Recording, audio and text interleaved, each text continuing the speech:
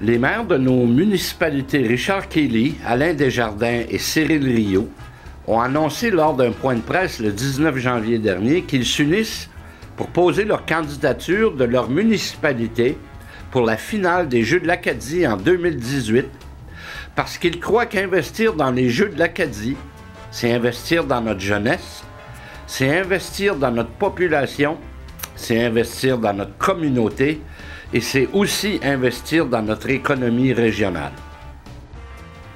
M. Bertrand Beaulieu nous donne plus de détails. C'est une annonce officielle et c'est une annonce intéressante de voir que les 3 municipalités s'engagent à collaborer dans un projet comme ceci qui y a un rayonnement au niveau non seulement de Grand-Sault, Drummond, Saint-André, mais un rayonnement provincial et au niveau de l'Atlantique. Et on sait aussi que les cérémonies pour les Jeux de l'Acadie sont couvertes sur le réseau national de Radio-Canada. Donc, quelle belle vitrine pour notre communauté. Tout à fait. Alors, une belle visibilité pour notre région. Puis, alors, chacune des municipalités, on parle de Saint-André, Drummond, Grand-Sault, ont déjà, fait savoir leur intérêt.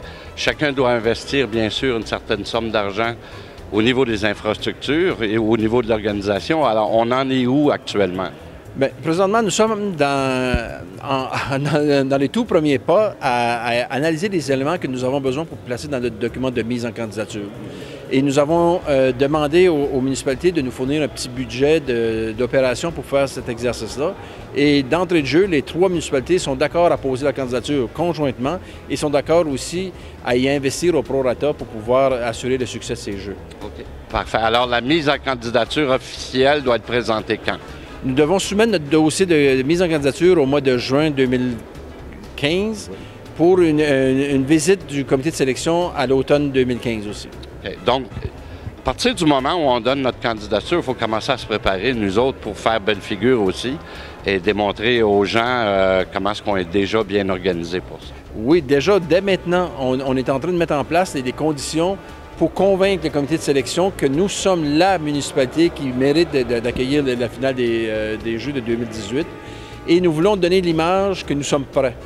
Déjà, le noyau organisateur, le comité du COVJA, du comité organisateur de la finale des Jeux d'Acadie, est en place et nous sommes à l'étape de faire l'analyse des infrastructures, faire l'analyse des besoins et le recrutement des bénévoles.